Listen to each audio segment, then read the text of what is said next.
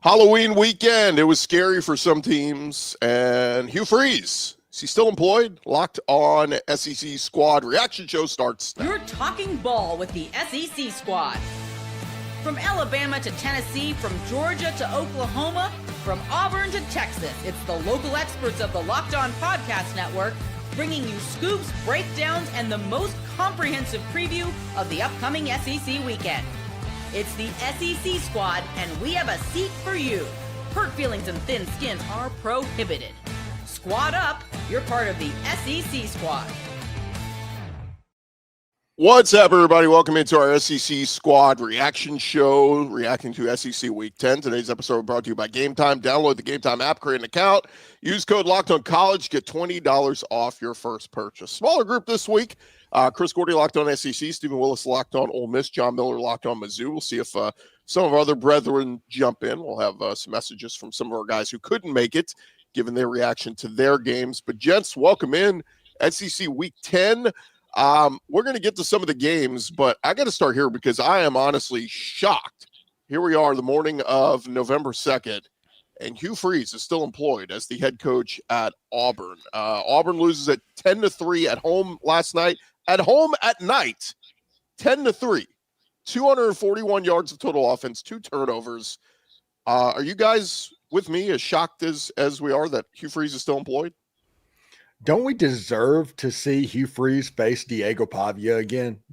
Hasn't Freeze earned that right? If you take that away and the boosters take that away by removing Freeze just because he lost to Kentucky, like that's not the most egregious thing he's ever done, you know, don't take away the Diego Pavia rematch for the third or fourth time again. I mean, I've made Father's Day jokes about Hugh Freeze for 9 months. Don't the week before that game pull the rug out from under me. Sir Fishing Guy's asking, does Freeze get fired today? Well, according to our Zach Blackerby over at Locked On Auburn, he's a little wishy-washy on it. So I'm not so sure, guys. I don't know if Auburn even wants to jump into this hiring cycle necessarily, but honestly, after yesterday, how can you not? I mean, 3 points against Kentucky. You don't get into the end zone against that defense, against that ball club. I got to say, what I said about Hugh Freeze maybe a month ago in this space still applies. How do you have no offense going at this point? I mean, and almost literally no offense yesterday. It was brutal to watch. Thank goodness it was on the side TV, and I was watching Game 7 mostly instead. Well, Yeah. Listen, real quick. I don't think Auburn needs to fire Hugh Freeze during the season. Hugh needs to wear this. You don't need a situation where DJ Durkin beats Alabama at the end of the year and all of this pressure, this hiring cycle kind of comes in to where you kind of marry the babysitter.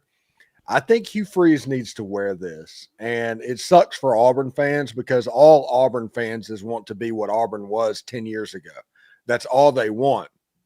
But if you fire Hugh Freeze now, it's not going to help you at all because any athletic and search committee and all of that can be working behind the scenes anyway.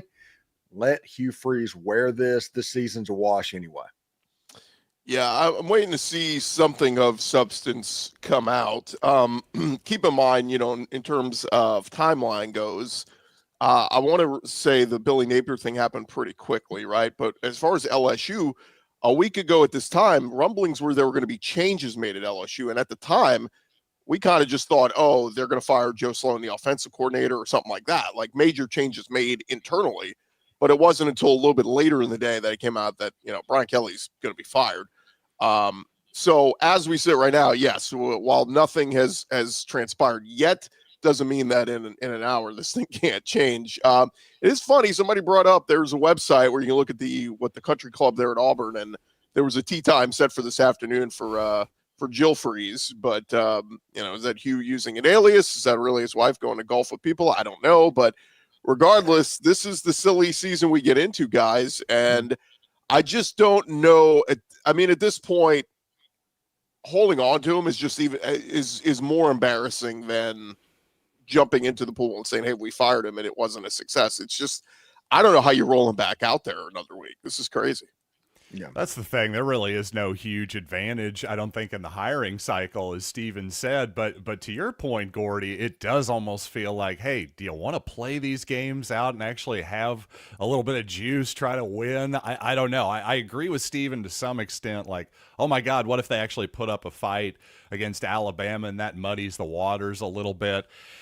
I don't know. That's kind of a low. That seems like a low, a low reasoning there. Like not the greatest reasoning I've ever heard to make a decision there. But I do see your point. At the same time, if you're Auburn, you just got to do what's best for you going forward here. I mean, what are you as Auburn? Are you just going to continue to fire a coach every 3 or 4 years? I mean, there's got to be some modicum of patience even in this NIL environment. I will say, though, Freeze does deserve to go. I know I'm talking out of both sides of my mouth here because, again, his calling card, offense, quarterbacks, it just hadn't been there. Yeah, and make no mistakes, Hugh Freeze needs to be fired. Absolutely. It just is the matter of how you do it. That's what I'm talking about. You want to make sure you have a plan. Is John Cohen the person to hire the next football coach? I mean, all of this stuff, you need to have internal conversations about what's going on in Auburn and what you want to be and how you get out of this mess. It can't just be, hey, an emotional move of hiring Hugh Freeze and leaving John Cohen when John Cohen might be the problem right now. So that's interesting. That's all I'm saying on this. Yeah, the crazy part is they gave up 7 sacks last night to Kentucky, 7 sacks, and as Pete Nakos reports, the buyout would be $15.4 million. So it's a lot of money, but it's not ridiculous. You know, what was Napier? He was somewhere in that territory between 15 and 20. Of course, Brian Kelly and James Franklin were the massive ones, but you know, I don't know. You know, at this point, it's not working. And for those who didn't see the video last night, leaving the field, nobody, like a whole swaths of the stadium did not leave. They stayed and chanted, "Fire Hugh, fire Hugh." So again, just a message to, you know, and it's not people being unreasonable. It's just, this is going nowhere. And, you know, again, I raised my hand last week. I thought Brian Kelly was going to be a hit higher at LSU. It wasn't. I think we all, you know, a lot of us thought Hugh Freeze was going to be a hit higher at Auburn, like, and he's recruited well. It's just his track record of what he did with quarterbacks prior to this stop at Auburn was great. How did it go so wrong? How did he miss on quarterbacks? And last night, Ashton Daniels gets the start. Nothing. There's nothing there. They go back to Jackson Arnold. Nothing. Like, yeah, we crapped on Peyton Thorne, but this is whoever suits up a quarterback for Auburn. Can't do jack. Yeah, the crazy thing is they've got a really good defense, maybe one of the best defenses in the country, and they're just absolutely wasting it each and every week. It's got to be frustrating to be on that side of the ball. And normally you brought up, hey, the mob is against Freeze, right? I'm usually not one to go for the mob, but in this case they might have a point because it's really about the future. What's the future? What's next season? The really near future here for Auburn and Hugh Freeze. How's it looking? Their high school recruiting hasn't been great in this cycle. You're just basically praying that he hits big in the quarterback portal cycle, I guess. Well, you can hope that for your next coach and any coach. So I just don't know what the pro keeping Hugh take is at this point, to be honest with you. Yeah, the crazy thing is Hugh Freeze and Gus Malzahn, they have the same problem. They had an offense that was built up back in the mid-20 teens to be successful. But Nick Saban and everybody worked to get rules changed that kind of nerfed that offense. And now neither one of them are what they once were. And that's not going to change at all. And Hugh Freeze still living off wins over 2014 Alabama and 2015 Alabama. Those days aren't happening again. They're just not. Yep. The other one is Kentucky, like you said, beats them 10-3 at home. Auburn drops to 4-5 with a trip to Vanderbilt up next. In their 5 SEC losses, Auburn has scored 6 total touchdowns. 6. I mean, you're supposed to be, offense is supposed to be your specialty. I saw last night the 3-3 tie at halftime was the tied the fewest combined points entering halftime in an SEC game this season. Like, I don't know how many more red alerts you need for Auburn to pull the trigger here. Like, what are you waiting for? Like, you're not getting, like, you know, if you're going to start trying to raise money and donations or whatever, like, you're not getting a penny while Hugh Freeze is still the head coach. So I just, again, if they don't pull the trigger today, I'm baffled. Does his buyout amount go down if like December 2nd hits or something like that? Is it possible? I think it's the same now, or if they wait. I mean, either way, it's and even if it does go down, it's not going to go down significantly. You know, it's not going to be like a huge drop. Okay. So I don't know. Again, you guys are in agreement with me though. Like this should have already happened. It's tough to say. Again, it's tough for me to come up with a reason not to. That's the thing. I really can't. Yeah. Yep. Somebody in the chat said it does go down December 1st. Okay. Well, Yeah. but again, it's always like what, $1 million or $2 million. Like it's never something. It's not like it goes down 10 million if they wait. Like it only goes down 400K. It also says. So, yeah. So that's insignificant. I mean, who cares? Yeah. You're going to lose more. You're going to make the 400K back if you fire him. Home concessions. More people will go to the games if you fire him because they'll be excited to see what DJ Durkin or whoever takes over as the interim would be. But man, it is ugly. It is ugly. And if Auburn does open, that opening does come up, man, it is just, you start to mount the number of jobs that are open. And what's so interesting, guys, is I've seen a few coaches say this, that coaches always love to throw out the line. I just wanted to throw this in here. I haven't been contacted by anyone. Are we smart enough in 2025 to understand that nobody calls the coaches and says, hey, you're interested? The agents are contacted. So the coaches always have plausible deniability to go, no, I haven't been contacted by anyone. Nobody's called me. Yeah, no crap, dummy. Like they're calling your agents. So we're getting into that silly season where we got a number of SEC jobs open, and we're starting to see guys come off the market. Kurt Cignetti is already locked in long-term. Matt Rule, for some stupid reason, Nebraska locked in on him. Matt Rule is not locked in. His buyout went $5 million up. That's all that happened. They added 2 years to his deal to basically signify he's not going anywhere. Yeah. And then he loses to USC when Raiola gets hurt. And then the other one we saw was Rhett Lashley. Now, Rhett Lashley was very much on the radar for Arkansas, but that takes it off. So, I mean, guys, do you think we're going to see like a paradigm shift here in college athletics? I'm hearing some LSU talking about like maybe the Tulane coach, maybe this guy. They're starting to look at, I think we're going to get away from the big splash hires here. I think they're starting to look at, with money involved, all you need is money to go buy players and top assistants. The head coach kind of in some spots, I mean, tell me what you guys think. I almost wonder if the head coach is a little bit insignificant nowadays, because you would look on the paper and say, Kurt Cignetti, that guy's not attracting any young kids. But like, I almost wonder if you just get like a figurehead and spend all the money elsewhere. I think figurehead is the right word. That's what I would go with. That is kind of what you need in this environment, at least if, you're just trying to put together the best roster you possibly can. I think there's a lot of truth to that, and it's interesting you're bringing up the big splash hires. Well, appropriately enough, we got the Locked On Mizzou guy here and the Locked On Ole Miss guy here. Those are probably Eli and Lane. Those are the two coaches you're going to be hearing a lot about here over the next few weeks, whether they go or not. I'm guessing that I'll just say Mizzou. I think Drinkwitz stays. That's my assumption. That's my guess at this point. We'll see what happens, but I think that's to Gordy's point. I don't know that we're going to be seeing maybe as much big name movement as you would have thought. That's good news for James Franklin. Yeah, and I don't think honestly Lane's going anywhere either, because I mean, heck, he has a contract offer that he's not going to sign to the end of the year. Everybody wants Lane to sign an extension. He's done this for 6 years. He waits until the last game. Then he does whatever he's going to do. That's just what he does. Lane kind of works at his own pace and under his own self-guidance, essentially. But I think the Mike Elko thing has everybody going. It's a copycat world. Everybody is going to try and find their Mike Elko. The Texas A&M went out got the Duke coach. And now Texas A&M is a threat to reach a level that they haven't reached in, 80 years, something like that. And I think LSU is going to go that way. I think Florida is going to go that way. It's not going to be the James Franklins and all these big names. It's going to be the Chris Klymans, those type things. LSU might think they could take somebody like PJ Fleck and put him with the resources, and all of a sudden LSU becomes a thing. It's going to be really interesting to see exactly what goes on.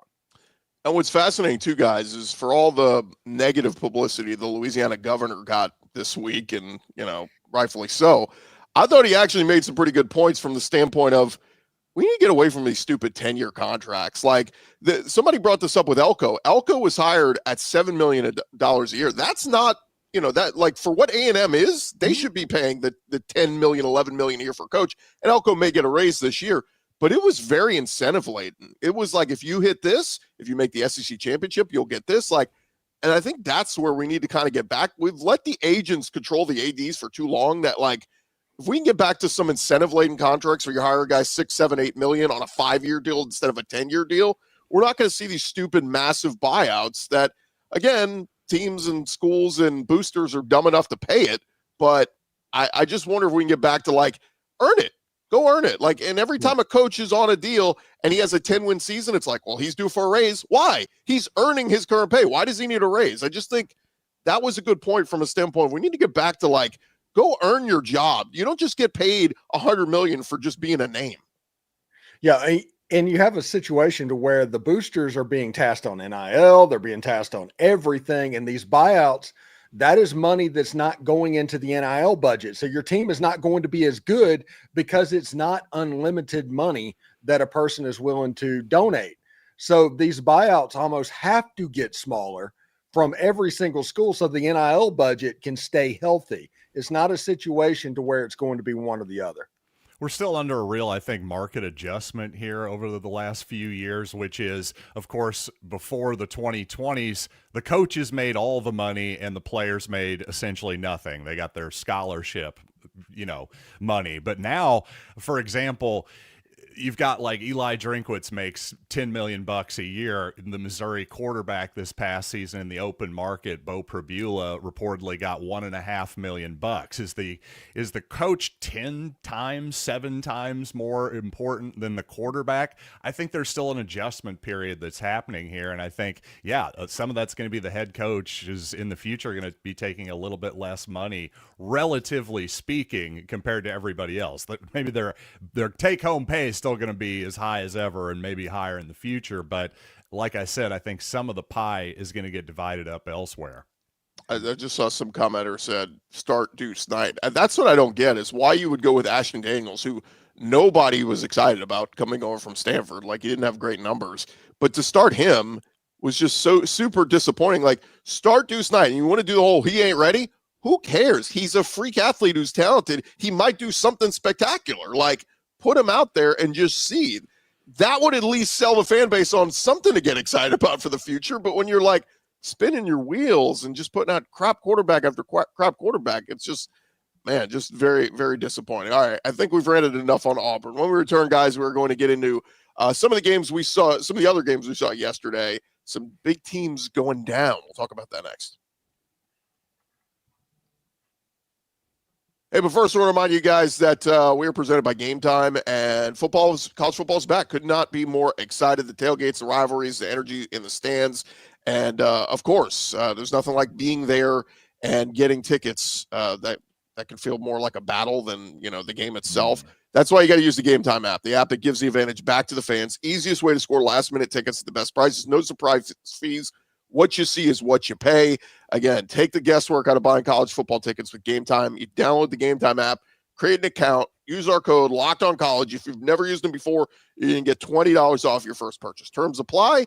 Again, that's promo code LOCKEDON. Get $20 off your first purchase at Gametime. It is Gametime app, swipe, tap, ticket, go. Download Gametime today. All right, gents, we get into some of the action that happened yesterday, and let's start with Georgia, Florida, because man, what a great effort from Billy Gonzalez. What's Gonzalez's first name? Billy Gonzalez. Billy Gonzalez. I lose track of all the friggin' Billy and coaches. Billy, yeah, a little confusing.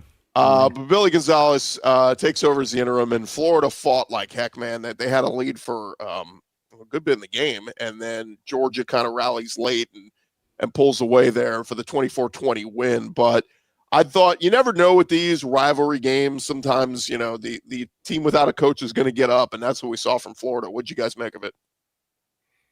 Well, you never want to be the team that goes against an interim coach in his first game. You're okay with playing an interim coach in his third game, but you never want to get that first game because you don't know exactly what's going to happen, except the effort is going to be very good. Jaden Baugh is kind of a machine. They used him different in that ball game. And DJ Lagway, while not great, he did look better in this game. And defensively, they're really good. Now, the problem is you were playing against Georgia, and second half Georgia has been one of the best team in the country all year. First half Georgia has been a mid-tier SEC team, but second half Georgia has been pretty good, and that's what happened. Florida got second half Georgia. The reality is in that game, I think in college football, there is nothing more that affects the momentum of a game than a fourth down stop. I know that you want it to go up by 10 points in that game, but a field goal makes it a 6-point game, and there's no way that you need more than a field goal to win the game. And that would be beneficial. Billy Gonzalez kind of fell for the trap against the Georgia Bulldogs because that's what a fourth down is against this Georgia and Kirby Smart defense. It's a trap, and Georgia got that. The momentum swung, and that was the ball game. Yeah, that 4th and 2 is often just a sticky wicket, isn't it? The 4th and 1, the 4th and inches, I would have been going, yeah, Gators, go for it in the game. 4th and 2, it's tempting. 4th and 3, they would have probably just kicked the field goal. I'm with you. Just a quick thought on this one. Georgia they still have not put together a full 4 quarters of football this year, guys. And yet they're 7-1, 5-1 in the SEC. It's almost like Kirby Smart sometimes can put this thing on autopilot and they find a way to score late. They find a way to pull away, get a big stop, and they win games. But this doesn't feel like one of the most dangerous Georgia teams. But think of what we were saying about Ohio State a year ago at this time. Yeah, good team. We'll see what happens. Whoever gets in the playoff and starts playing their best football, Ohio State did last year. They won a national championship. Georgia falls in that category to me. They haven't looked perfect. People are going to doubt them and question them and all that. But if they get to the playoff and Gunnar Stockton's playing great and the defense playing great, it's a team that can win a national championship. So, and they've done it twice in the past 5 years. So there's a chance for them to add another one there. On the flip side, Stephen, I just asked this because I heard some internet rumors, some people floating it out there. Any thought to DJ Lagway being Ole Miss's quarterback next year? I would say that I don't think so, or anything concrete on that. I think that if Lane got him, he would be a very, very good quarterback because everybody that plays quarterback for Lane Kiffin is going to be good, including a Division II transfer into the system. It would be interesting to see what happens because if Trinidad gets his waiver, and he's trying to get a waiver for a 6-year of eligibility, then it's going to be Trinidad. If he doesn't, then it becomes the question, Austin Simmons, do you bring transfer portal quarterbacks in, all of that stuff. I think it's interesting. I think DJ Lagway could be a very good quarterback if they could get his mechanics situated. It's the same problem that Arch Manning has at Texas. If they can figure out the mechanics and help his accuracy a little bit, he will be a very good quarterback. But right now, he's just kind of an unfolded lawn chair out there. Yeah, again, it's internet fodder. We'll see what happens in the offseason with transfer portal and all that. But and again, Trinidad's been playing great. Austin Simmons is still super talented. He could still be the guy next year for Ole Miss. Just thought I'd throw that out there. Let's get to this one real quick, guys. Ole Miss beat South Carolina 30-14, probably closer than we thought for a little while. But the big news just coming out, Ross Tellinger just confirming this. Mike Shula has been fired at South Carolina. Not a big surprise there, but offense certainly has been a big problem for South Carolina. Look, South Carolina's defense has stepped it up the last few weeks. They gave Bama all they could handle last week.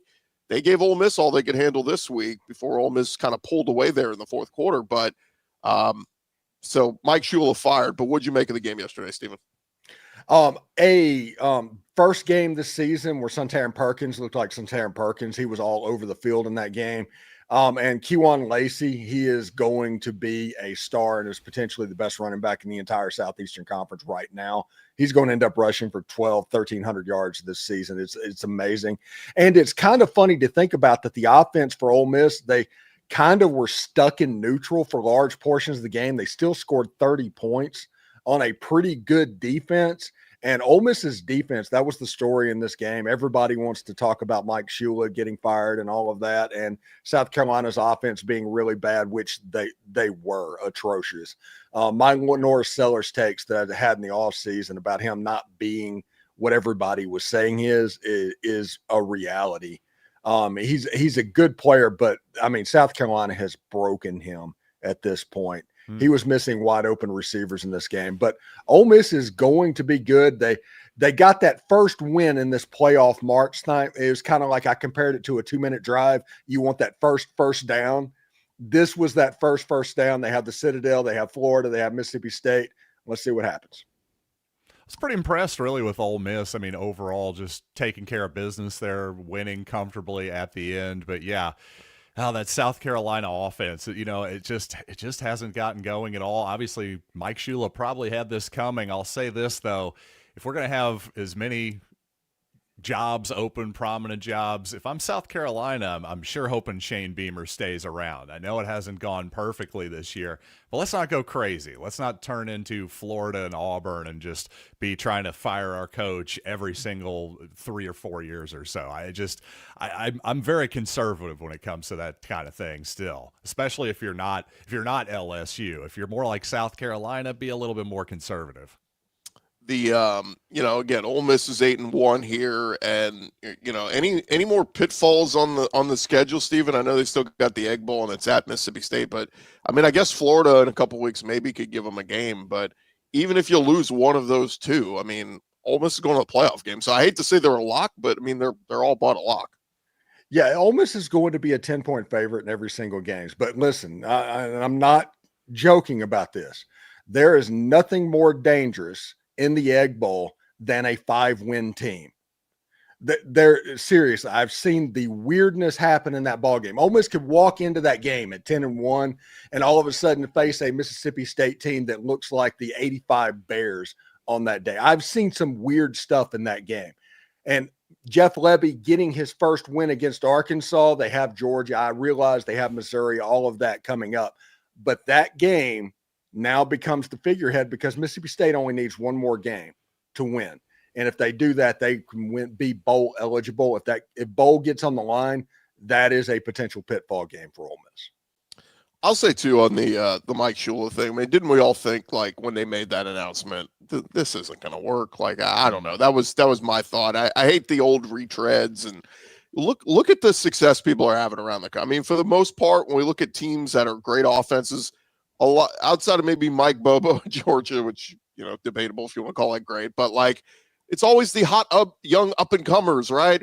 Or the young coaches that call their own plays, like the Alex Golish at USF and stuff like that. So I don't know. When you announced Mike Shula, it was like, man, I'd much rather go with some young, 30-year-old upstart, guy that's going to get the most out of Lenore Sellers. And honestly, the offensive line has been a big problem, but Sellers has not taken that next step this year like we kind of thought they would. And Shane Beamer at 3-6 now. I mean, they have to win out to get to a bowl game. And so very disappointing, especially when people were talking about them as a dark horse for the playoff this year. Let's squeeze one more game in here real quick, guys. Vanderbilt, Texas was very entertaining at the early game yesterday, and entertaining from a standpoint that Texas came out and looked like they were supposed to this year. I mean, dominant defense. Simmons is flying around. Arch connects with Ryan Wingo on the first offensive play of the game. He takes it 75 yards to the house. And I thought Arch played very well. What he finished with over 300 yards passing. But, man, did they take their foot off the gas and let Vandy back into this one. Vandy scores 21 fourth-quarter points and was a bobbled onside kick away. If they come down with that, they're going to have about 30 seconds to play with and either a game-tying field goal or game-winning touchdown. So Texas a little lucky to get out with the win. Feels like we've been saying that the last couple weeks with Texas. Lucky to get out of Starkville with a win, lucky to get out of Lexington with a win. But albeit, Texas is sitting at 7-2, and if they keep winning, they're going to make the playoff.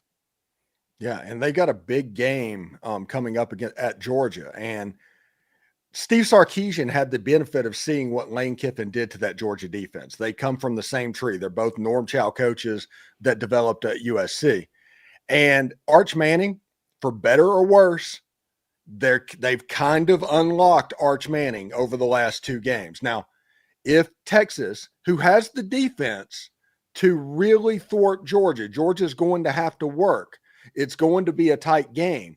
If Arch can make some plays to Ryan Wingo and all that, it could be a situation to where Texas can pull off that upset. And if Texas got into the playoff, if they just get there after beating Georgia in Georgia and against Texas A&M and get to the playoff, they will be an increasingly dangerous team because they've kind of figured it out over the course of the season. But if Georgia wins this game, I think Georgia wins this game by multiple scores if Georgia wins. If Texas wins, it's a nail biter because this would be the third loss for Texas. So we'll see. I am appreciative of what Arch Manning did against Vanderbilt in this game. Vandy had their furious comeback at the end of the game, and it could have gotten interesting if the ball didn't go out of bounds, but Texas has a chance to be pretty dangerous, but it all depends on what happens in Athens. Yeah, Athens, and of course they've got Texas A&M left too. I mean, I think I agree with you. I think the Horns are playing better football. I just don't quite see them as a playoff team just yet. No. Certainly if they win out, yeah, they're going to be there. They've got that opportunity, but I just don't see that happening personally. I like it. Look, there's a lot of people dogging Arch. Did Arch have a lot of yak yesterday? Yes. At the end of the day, he still threw the passes that he needed to, and Texas looked great. So, it's I don't, because there was Texas fan. I got into one on Twitter. I said, look, y'all were lucky to hang on there. He's like, look, we dominated that game. It's like, okay, but you can't leave the door open. When you got your foot on your opponent's throat, do it. Win. Put them away. Don't leave the door open. And that's what Texas did. Again, but you got to give them credit. Like, they're in a position here where they can go win at Georgia, who doesn't look like dominant Georgia, and a chance that Texas can upset A&M in the final week of the regular season and get into the playoff at 10-2 still. So, again, still something to play for there at Texas. All right, when we return, guys, we'll get to what was perhaps the best game of the week in the SEC. That was last night with Rocky Top going down at home. We'll discuss more of that in just a sec. Hey, but first, I want to remind you guys about our friends over at FanDuel. Of course, the NBA is back. No better place to get in on the action than with FanDuel, the official sports betting partner of the NBA. Even if you miss the start of the game, you want to ride the hot hand, FanDuel has live bets on everything from who will score next to fourth quarter comebacks. You can combine your live bets into a same-game parlay for a shot at an even bigger payout as well. And I was looking at some of the lines in college yesterday, guys. Florida got the 7.5 cover against Georgia. Texas covered the 2.5 against Vandy, barely. Ole Miss, minus 12.5 hit versus South Carolina. But how about if you'd done a 3-game parlay, if you'd taken Kentucky straight up over Auburn, Mississippi State straight up over Arkansas, and OU straight up over Tennessee, man, you would have been living pretty today. And of course, you could do a 3-game parlay over there at FanDuel if that is what tickles your fancy right now. FanDuel giving new customers $300 in bonus bets when your first $5 bet wins. So head to FanDuel.com, sign up, play your game with FanDuel, the official sports betting partner of the NBA. All right, fellas, what perhaps turned out to be the game of the week last night, or at least it was pinned a de facto playoff elimination game. It was Oklahoma at Tennessee, and look, I was just a big buyer on Tennessee's offense and how ridiculous it's been. Top 5 offense in the country. Oklahoma, they've been a top 5 defense all year, but I just thought after what they did against Ole Miss at home last week, it was like, well, surely Tennessee's not going to have a problem moving the ball. They moved the ball, but they just couldn't find the end zone a ton with some Joey Aguilar turnovers, missed chip shot field goal, and Oklahoma gets the 33-27 win on Rocky Top. But how shocked were you guys that Josh Heupel at Tennessee take their 3rd loss, 6-3 now? Seems like playoffs are a done deal for them. I was just kind of shocked by some of the passes I saw Joey Aguilar throw in that game. That was just a turnover fest, really. I mean, just in terms of just huge turnovers in that game, really both ways. And like you say, a missed kick there by the Tennessee kicker and a couple huge kicks by the Sooner kicker from 50 yards plus, and that, there was really your difference. But the thing with Joey Aguilar in Tennessee is their offense is always just looks like an absolute machine, and it just eats up like a lawnmower or something when they have lower competition. But when it's a better competition, a fairer fight, you see the warts start to pop up. I think what I'm trying to say is Heupel can basically make any quarterback look good in a lot of situations, but in a game against a good Oklahoma defense, I think you saw some warts start to emerge there. Yeah, and this had to be a game that Oklahoma won with their defense because John Mateer has struggled over the last couple of weeks coming in, and he was better against Tennessee, but that was still mostly with his legs.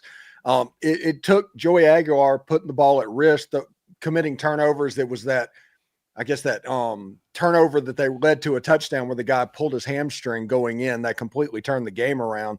And once Oklahoma kind of gets their teeth into you, it's over.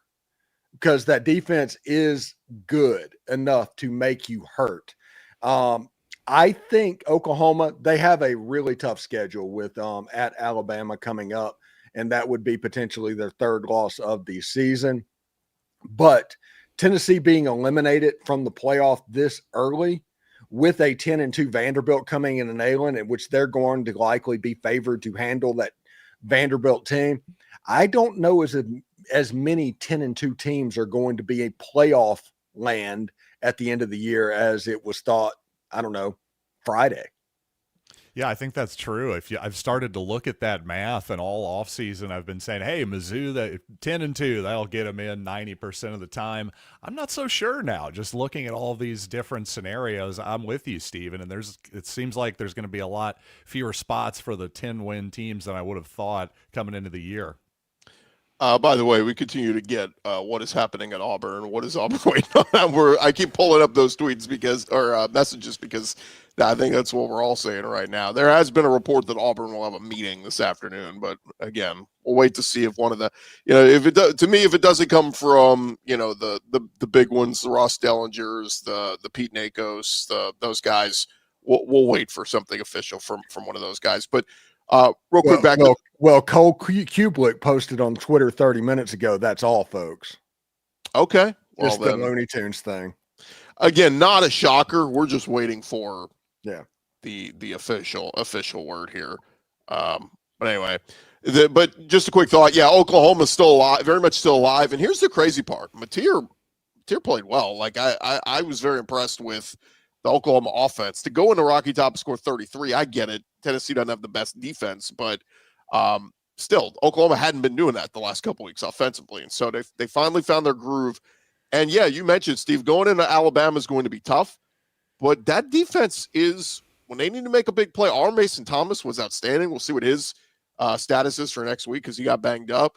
But if Oklahoma can find a way, they come back home for Mizzou and LSU, a chance for 2 marquee wins. Sorry, John, but if they beat Mizzou, that's a good win. And then LSU super talented. I know they fired Brian Kelly. We'll see what they look like by the last week. But I think, Oklahoma, I don't think 9-3 gets them in, but what say you guys? You think there's a chance they could win out? I think there's a chance. The odds are not in their favor because Alabama has that game circled and has for 365 days because of what happened in Norman a year ago. But if Oklahoma goes to 9-3 teams in the SEC, it's not going to make the playoffs the way everything is falling out. Yep. Now, that's just not going to happen. They have a good team. They have a much better team. And maybe they were right. That game in Norman between Oklahoma and Ole Miss was a playoff elimination game. And Oklahoma lost that game. Now, one thing that Oklahoma fans should be excited about, Oklahoma leaned on the run game. X-Man had a bunch of yards in that game and kind of changed what was going on and what it looked like. Maybe Ben Arbuckle kind of like, okay, we're going to lean into this a little bit and help out John Mateer, and Oklahoma looked like a much better product with him doing that.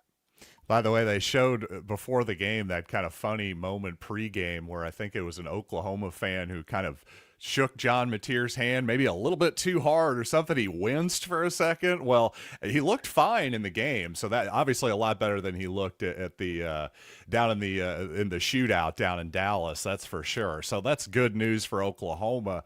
And speaking of what do teams look like in the future, you brought up Missouri, Gordy. Well, what is Missouri going to look like? I think is going to be an interesting thought, not just for the Tigers, but of course they can be a spoiler for a lot of different teams down the stretch, including Texas A&M. A&M this week. I think that Missouri defense is legit. They've obviously got a really good running back. What do they look like at quarterback? That's the question. You saw the true freshman Matt Zollers come in against Vanderbilt a couple weeks ago after Bo Prabula was injured. Well, he looked pretty good. But again, true freshman, what's that Missouri offense going to look like? I think that Missouri's kind of a fascinating wild card here down the stretch in the SEC. I'm not totally sure what to expect from the Tigers. Real quick, let's hear from some of our cohorts after that game last night. Let's hear from Eric Kane, and then we'll hear from Jay Smith. Here was Eric. Brutal football game for Tennessee as the college football playoff hopes and dreams and aspirations are over. Tennessee falls 33-27 to Oklahoma in a game where, man, for as good as Joey Aguilar has been so far this season and for everything that he's brought to Tennessee, I mean, again, the SEC's best offense, it was bad in the first half. Two interceptions that led to field goals. He was strip sacked and returned for a 71-yard touchdown. I'm not putting that on him. I'm putting that on the right tackle. But nonetheless, 3 turnovers from Joey Aguilar directly led to 13 points of the 16 points in the first half for the Oklahoma Sooners. It changed the way the game was played. And overall in this football game, you got a great effort from the defense. Tennessee's defense played well. Tennessee's defense made stops. Tennessee's defense tackled. I say all that, that's elementary, but that hasn't been the case all year long, and you wasted that opportunity in a game that had all the makings to be one of those awesome games. Neyland Stadium, the crowd was awesome, the light shows, dark mode, all that and more. But first half turnovers changed the way the game was called, changed the way the game was operated, and that's the story in this one. Critical fourth and one that was missed out on later in the football game. Some other critical plays, but those first half turnovers, the biggest difference. And that's unfortunate because this is a fun offense, and you get an effort like that on defense, but it's for naught. And Tennessee's college football playoff chances are done at 3 losses right now.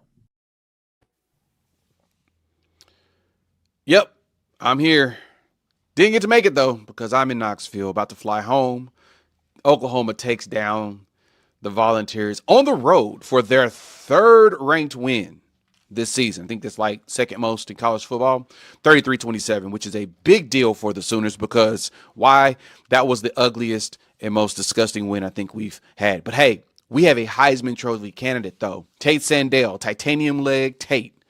Dude hit like 350-yarders in a hostile environment. Like you got to give that man props. That's just ridiculous. So we're able to pull off something that I didn't think we was going to be able to do. Lies. I actually picked us to win this game, but I didn't think that we would be able to gut it out. This was a game win for the culture. This was a win for morale, and they better take this and grow. John Mateer looks like he's gotten a little bit more confident in his throw and his run and his decision making. He better keep making these dang decisions. Now we get a bye week, so R. Mason Thomas can rest after he returned a fumble like Greg Jennings to the touchdown, put the team on his back. And, yeah, we'll see y'all in Tuscaloosa in like 2 weeks. Boomer Sooner. So there was the reaction there. And look, Tennessee, I got to give them credit. I mean, look, when they moved on from Nico Iamaleava, we thought this was going to be a very difficult year. Joey Aguilar has surpassed everybody's expectations for him and then some, but still at 6-3, playoff hopes kind of over after they made the playoffs last year and got the tough draw of having to go play at Ohio State and got obliterated. But Oklahoma's still alive. Again, tough schedule remaining. We'll see what happens there. One more game to react to, guys. God, this was a game of like, who doesn't want to win this game? Mississippi State versus Arkansas. It looked like for a chance there, Arkansas was gonna pull away with this one, and Mississippi State came fighting back. And for two teams that neither had an SEC win, Mississippi State pulls it out in the end, 38-35. Happy for Jeff Lebby because man, that they have not had an SEC win in quite some time, 2 years, and they were able to pull it out. But the Bobby Petrino interim error is just going to be remembered for, God, they came close in every one-score losses in every game, it feels like, but 2-7 overall. Yeah, it would be kind of funny if they beat Texas after all of that. It would almost be fitting. They beat Texas, lose to Missouri, and that's kind of the end of the Bobby P train for Arkansas. I do think that John Neighbors, we need to do like a wellness check on him because – another one-score game, another game that got away from the Arkansas Razorbacks. there's a culture shift that needs to happen on the hill up in Fayetteville. I think it will be interesting to see exactly what happens for that. Now, Arkansas, they have some games that they can mess with essentially in this last month, but this Mississippi State game was their best opportunity for a win. Yeah, it was just classic Arkansas. It really was. That team is just so up and down, and it, like you say, it was just almost, the immovable, whatever the opposite of that old cliche is. But yeah, honestly, I think this game kind of went the way it was supposed to. I think if you're Mississippi State, you do want to win. If you're Arkansas, I don't even know that you want to win. I think you brought up John Neighbors. He does seem like he is maybe one of the few guys who wants it to be. Once the interim coach, why am I blanking on the man's name right now? Bobby Petrino. Thank you. Yeah. Bobby Petrino. He seems like he's the one guy who maybe would like it to continue to be the Bobby Petrino era in Fayetteville.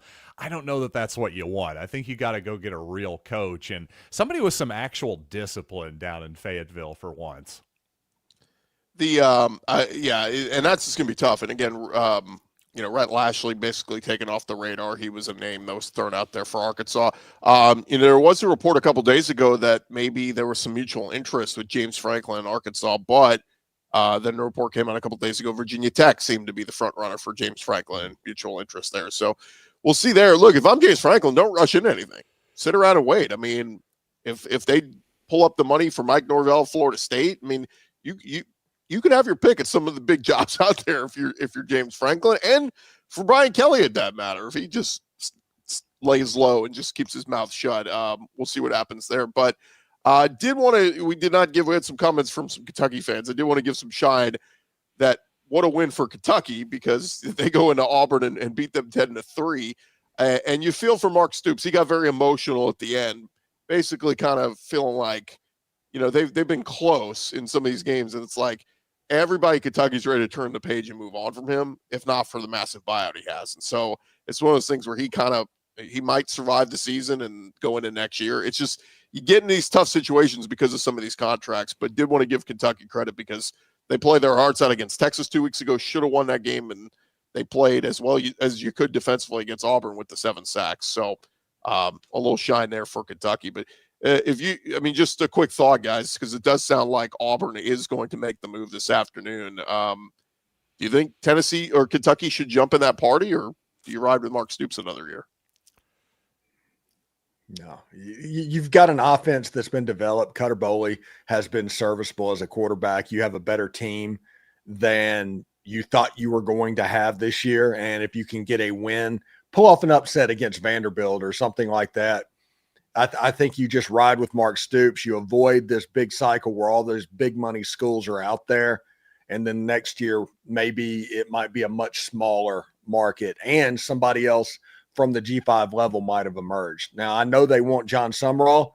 I don't know if they're going to get John Sumrall because John Sumrall may have basically advanced beyond Kentucky, but Kentucky should be able to get somebody. Yeah, I just wonder, there's this idea out there that, hey, do you want to be in this cycle with so many big jobs out there, and people like even Auburn and certainly Kentucky should factor that variable in. I'm not so sure that I agree with that, simply because how do we know what the next cycle is going to look like in 2026? How do we know it's not going to be just as crazy? I think we'll be sitting down talking in 12 months time, and I think we could be having just as many high profile jobs open. I'm just remembering back to this previous offseason when we were doing, hey, who's on the hot seat in the SEC? And we could hardly come up with anybody. I mean, really, for the most part, we were going, oh, Brian Kelly, he's not really on the hot seat. They're not really going to get rid of him. I'm telling you, go back to our offseason. That's what that's what the consensus was. Well, now here we are. Brian Kelly, gone. Hugh Freeze, about to be gone. Arkansas's coach, Pittman, gone. I mean, who saw James Franklin getting fired 7 weeks ago, for crying out loud? I just think this idea that, well, don't worry, the next hiring cycle, that'll be a much softer landing. Based on what? I think that's based on a lot of assumptions that I'm not willing to make. Yeah, you got a point there. I mean, next year it could be Michigan coming open or Ohio State or USC. So, yeah, I mean, you have a point. Yeah, I mean, some guys could want to go off to the NFL, and you never know what jobs can come open. So to recap the big news of the morning, we do have a firing, not yet at Auburn, but officially. But South Carolina has fired offense coordinator Mike Shula. I've seen a few people tweet out, did anybody think this was going to work out? Again, that's what I think most people's attitude was. Like, that's the guy you want coming in, coaching and developing Lenore Sellers and getting the best out of him.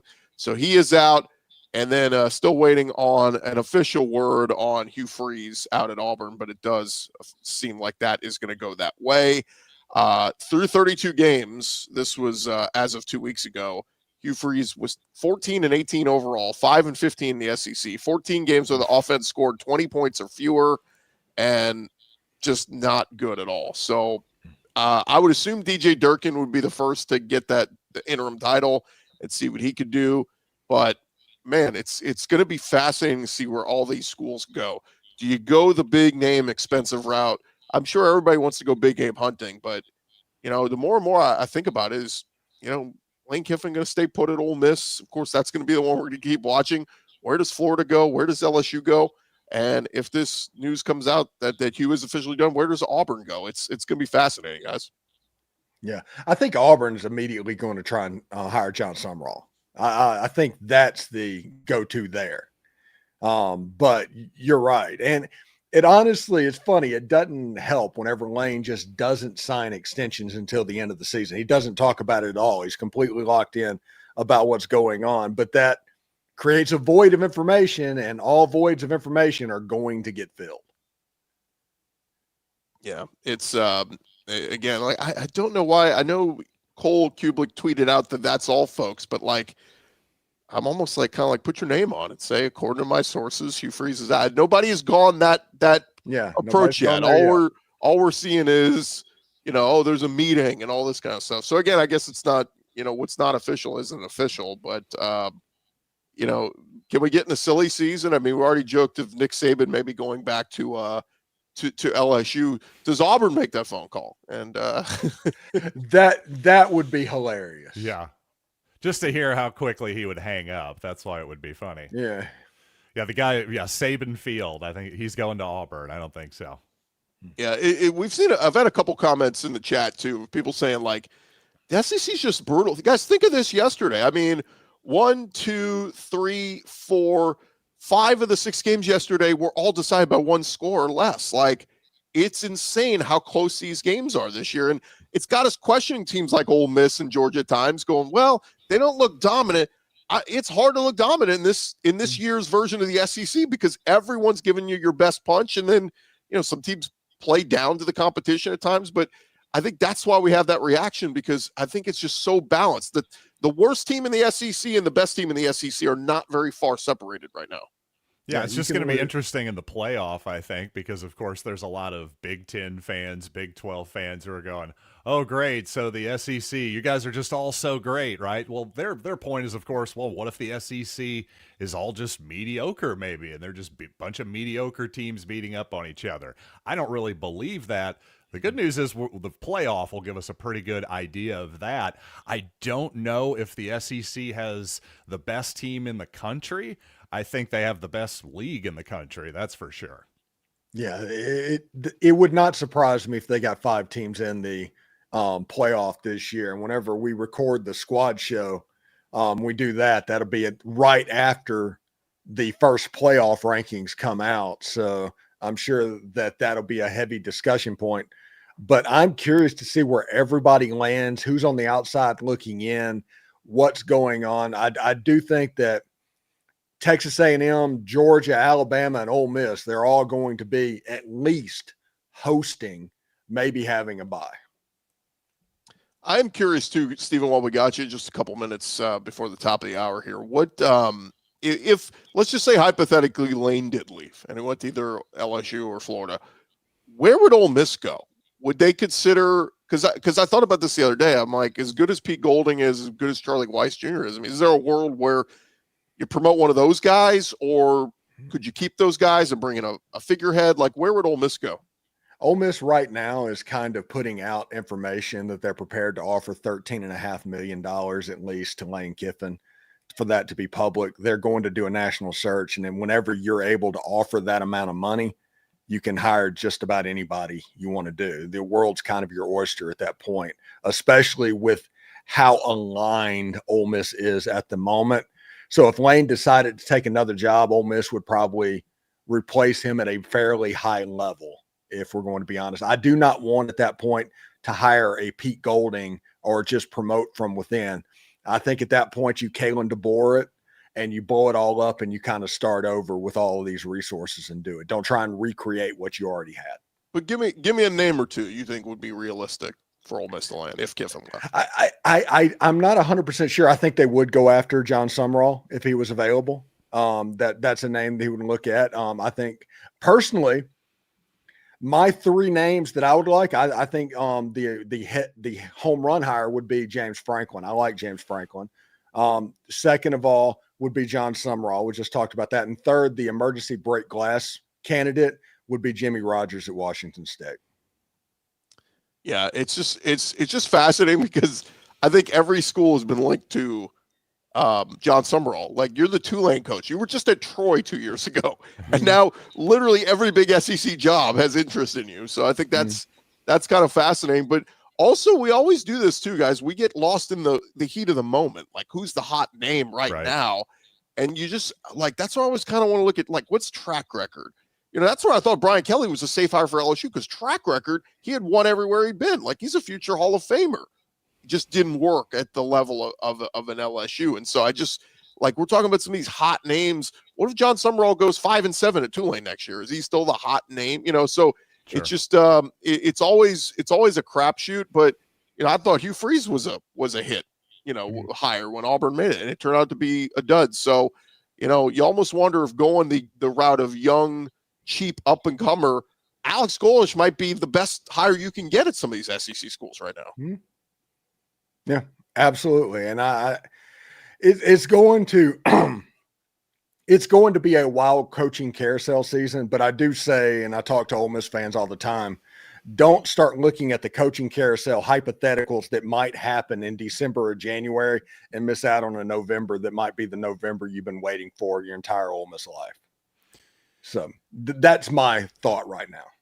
One thing I'll say about James Franklin, I think if I were him, and the rumors are going around, we mentioned maybe he's leaning toward Virginia Tech. Let's say that's true. I think if I were going to go ACC, I'd be waiting to see if that Florida State job comes open. I mean, that's the job to me. And because not only does Florida State have the history, but the soft landing of the ACC, hey, it'd be great to maybe, I think James Franklin would do well at Arkansas, for example, or you brought up Ole Miss, hypothetically, if that job were to come open.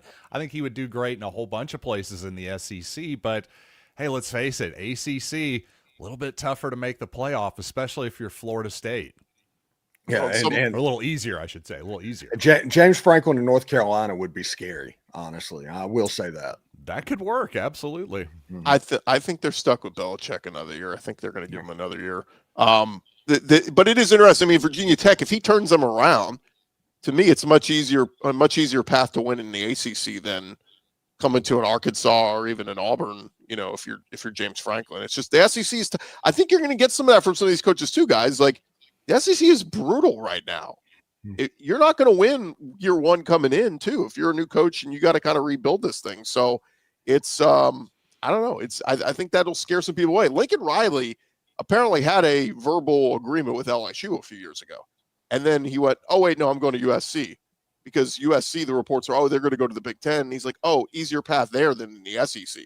So I think some people aren't ready for the big prime time of the SEC, and it's big boy football here, and it's hard to win. So we'll see what happens. I do know this, guys, once all the coaching dominoes fall, man, we're going to have an awesome, fun time in December and January talking transfer portal and where all these guys are going. I mean, there's a world, I was talking to somebody the other day, there's a world where Lane Kiffin stays at Ole Miss, loads up, goes and gets DJ Lagway from Florida, Cam Coleman from Auburn. Like, why not just poach all these other SEC schools for talent if you're Lane Kiffin at Ole Miss? So it's just going to be fascinating. Final thoughts from either of you?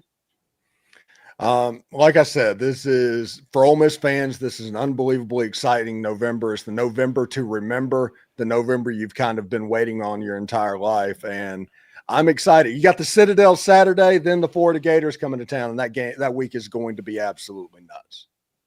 Just one random thought for me. Gunnar Stockton decides to not score a touchdown there, takes the knee, doesn't cover the spread.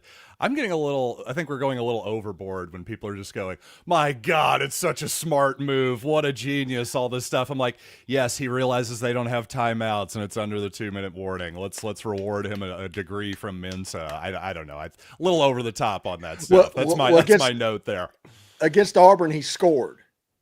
So he heard over and over heard again it. in that Okay, scenario. he learned, Yeah. But no, just the commentary of, God, it's such a smart move. I've had about enough of that, along with the college kicker situation. I've had enough of that, too. Yeah. I also like style points. If you can beat your opponent by more than what you currently have, go do it. That's just my take, but I get it. It's I get it. He would have won either way, by the way. Yeah, so, they weren't going to score twice. Right, exactly. So what are we doing here? All right, gents. For Stephen Miller, for John Miller, I'm Chris Gordy. This has been our Sunday reaction show. We'll talk to you guys throughout this week on Locked On Ole Miss, Locked On Mizzou. I've got you with Locked On SEC and all of our shows on the Locked On Podcast Network covering your team every day. Did you say Stephen Miller? Yes, Some people call me Miller. Maurice. Wow. Steve Miller, man.